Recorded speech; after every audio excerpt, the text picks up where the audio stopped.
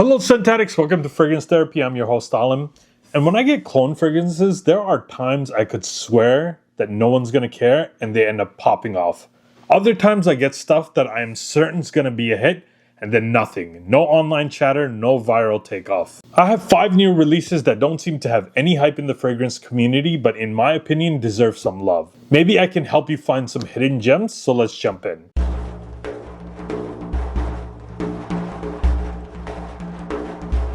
First up, we have Arabiyat Prestige's Lutfah, Lighten the Heart. And this is their take on PDM's Altair, but it's not an attempt at a one-to-one.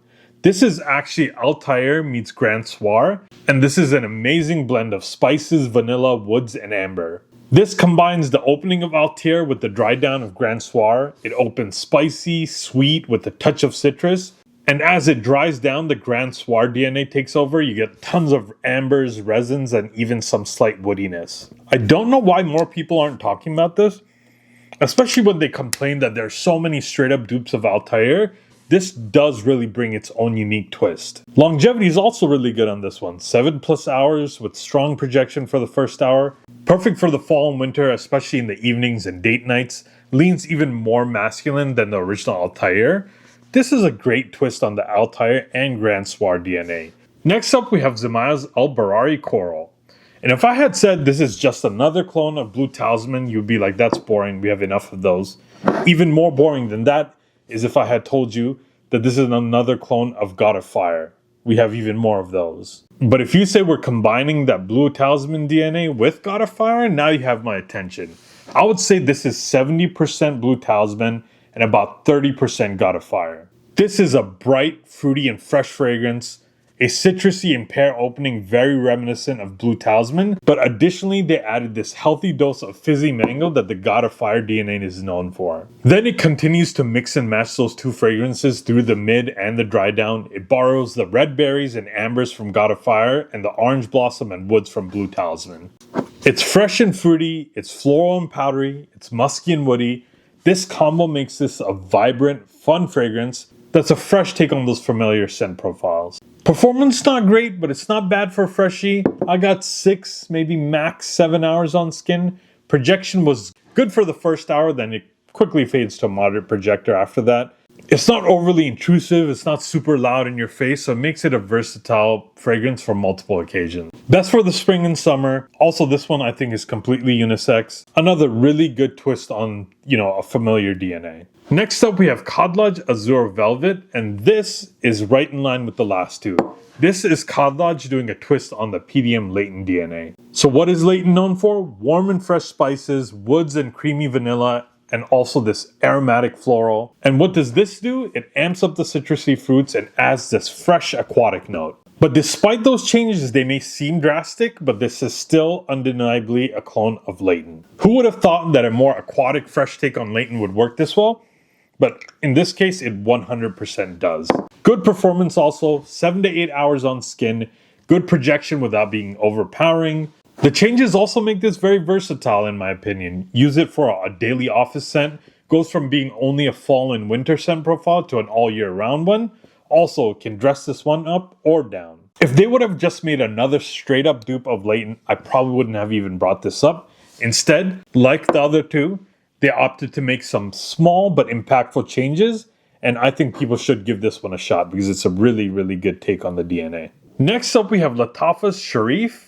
And I just realized that this is the third dupe of a PDM fragrance on this list. It was not planned, but it is what it is.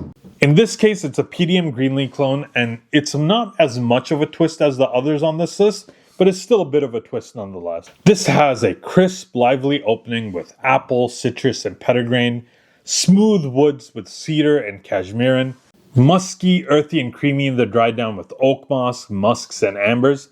I also get this very fresh cut grass vibe with this DNA, and I know it sounds a little bit weird to some people, but I love it. Now in the OG, the green notes are really super sharp in the opening. That petitgrain and citrus are strong, and for some folks it's a little too strong and it gives them a headache. This one smooths the entire thing out. You get more apples than you do in Greenlee, much more creaminess in the dry down as well. Look, I love Greenlee, The open projects like crazy and is a statement maker, but this might actually be a little bit easier for some people to wear.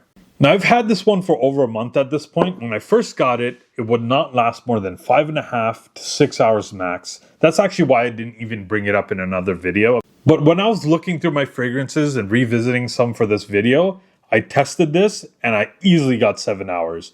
Still strong projection, but maybe not as loud as the original, but still, that first hour will give you strong projection. Still a spring and summer fragrance, maybe the early days of fall. Even with those changes of more apple and more creaminess, I do not consider this a unisex. I would say this still leans heavily masculine. If the OG was too sharp and too strong for you, this might be a really good option. And finally, we have another Zimaya, and it's Albarari Shore. And when I first ordered this, I had no idea what this was inspired by. There was no information online, but as soon as I got it in and I sprayed it, I knew that this was a clone of Azzaro's Forever Wanted Elixir. And Forever Wanted Elixir is one of my favorite designer releases of the year. This one does an amazing job at replicating that DNA. You get this sweet, fruity leather scent profile. The standout note here is this tart, juicy raspberry, hint of spices from cardamom, and aromatics from lavender. This was such a good release from Azzaro that it has become my second favorite from the house. My first is still most wanted parfum, but this is a close runner-up.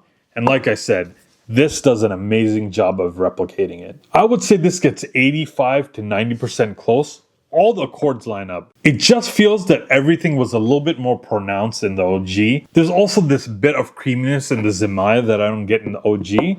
But as they dry, they do get much closer. Performance also a bit muted compared to the OG. With the original, I get 7 to 8 hours on skin. With this one, 6 to 7 hours. Same story when it comes to projection. The first hour in the OG is pretty strong.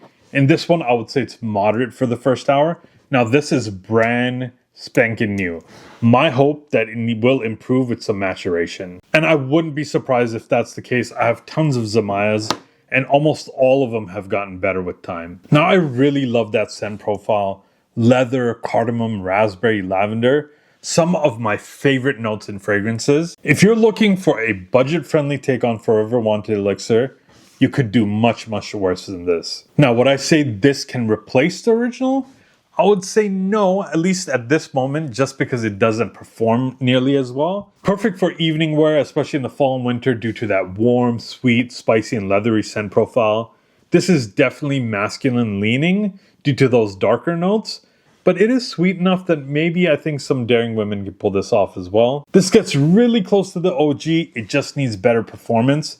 If it gets there in performance, this will be a great contender to replace the original. Well, there you have it, folks. 5 incredible clone fragrances that I think deserve more love. Let me know in the comments if you've checked any of these out and what your thoughts are. And look, 85% of my viewers are not subscribed to the channel, so please hit that like and subscribe button so we can grow this channel together. And as always, stay tuned for more affordable fragrance content. Until next time, I'm out.